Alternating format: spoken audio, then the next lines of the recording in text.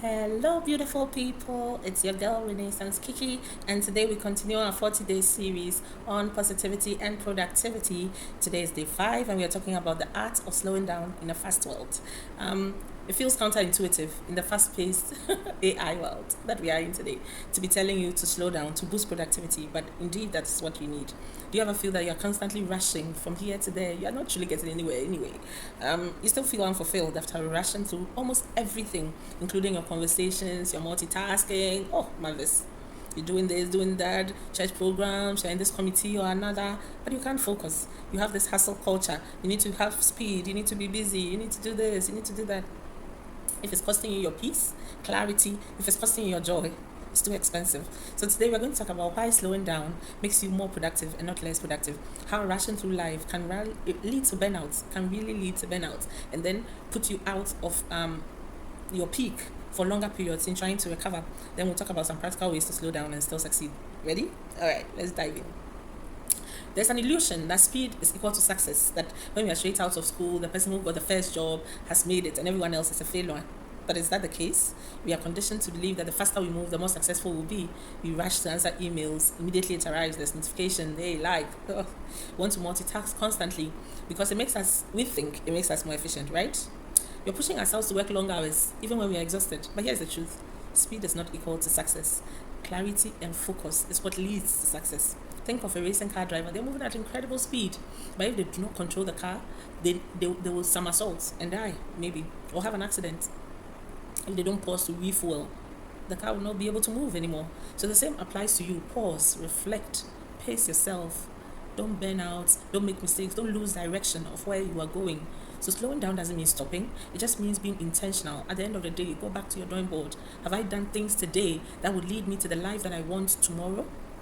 This constant hustle comes with dangers. Let's talk about what happens when you never slow down. You'll be burnt out. Trust me, I've been there, done that. And one of the best advice that I received from a senior colleague and a mentor was that this job we are doing as engineers is a marathon. It's not a sprint. So if you are going at a marathon with a sprint speed, of course you're going to burn out just around the corner, right? If you're constantly running on adrenaline, your body and mind will get exhausted. You may think you're being productive, but in reality, you are just functioning on autopilot, and then you'll be emotionally drained. And the things that you need to really stand out, to be different, to make a mark in life, depends on your level of creativity. Even at work, if it's just about doing the mundane things, following the process that has been set aside in times past, then anybody can do that. But if it's about bringing out some innovative ways, doing it in a smarter way, then you need your creativity, and you don't want that to decline. Even your relationships will suffer. I mean, who likes a workaholic? The only person who likes a workaholic is the manager of the workaholic. Huh? Have you ever felt so drained that even answering a simple mail was overwhelming? The thought of going to work the next day was like a burden. No, you're burnt out. That means you're burnt out because you never slow down. You're always rushing, and you miss the present moment. Sometimes in rushing to do the work, you miss the fact that maybe a regional manager, your boss's boss, has even come to visit the plant or is at your base. You miss those important interactions. You rush by the person to go and pick a tool, to go and do something, and then other people are probably perceiving you as not nice. And guess what that does to you? It doesn't add to your it doesn't add to the persona, the brand that you're trying to build as someone who can truly combine the work and then create a nice environment for others to be around you. Meanwhile, all you thought you were doing was actually doing your work well. So when you don't stop to appreciate what's happening right now, you miss out on so many things whilst others are enjoying the moment. And if all you're thinking about is work, you miss deadlines, you miss anniversaries with your spouse, you miss everything, people are going to feel like you don't really care about them.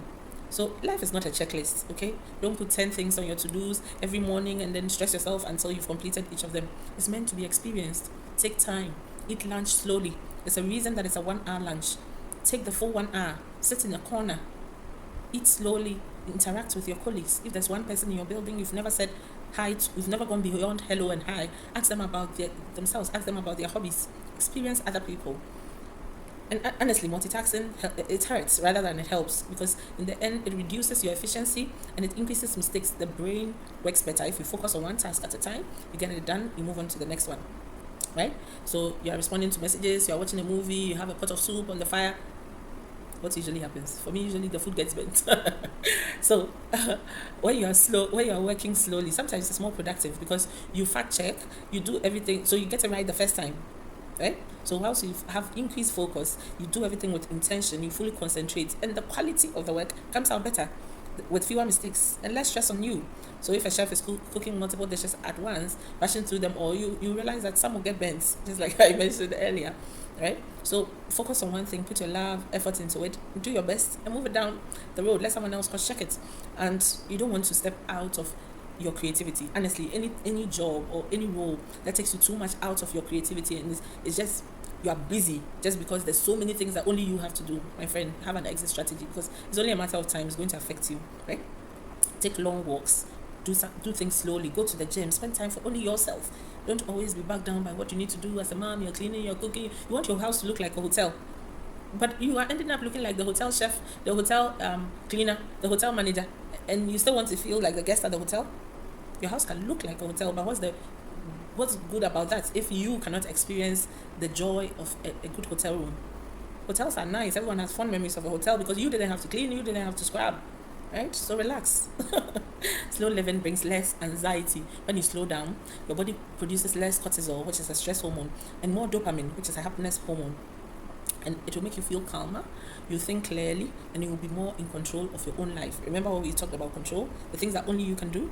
So you'll be more productive, more creative, and happier. Truly, slowing down is the secret. So start your day slowly. Start your day by meditating. Don't just jump straight off to work rushing. No. Take a deep breath again. Stretch, meditate, pray. Don't check on your phone every now and then. Do a single task at a time. Finish it.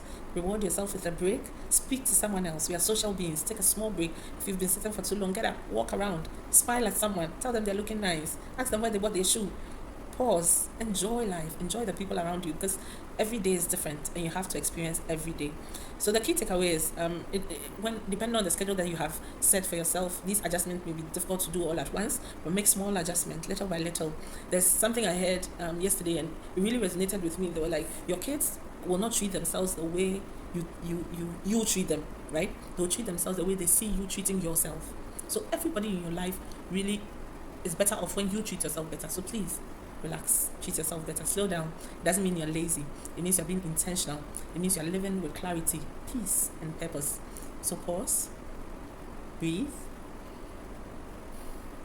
and do one thing at a time. Until next time, we'll see you again in the next episode. Bye.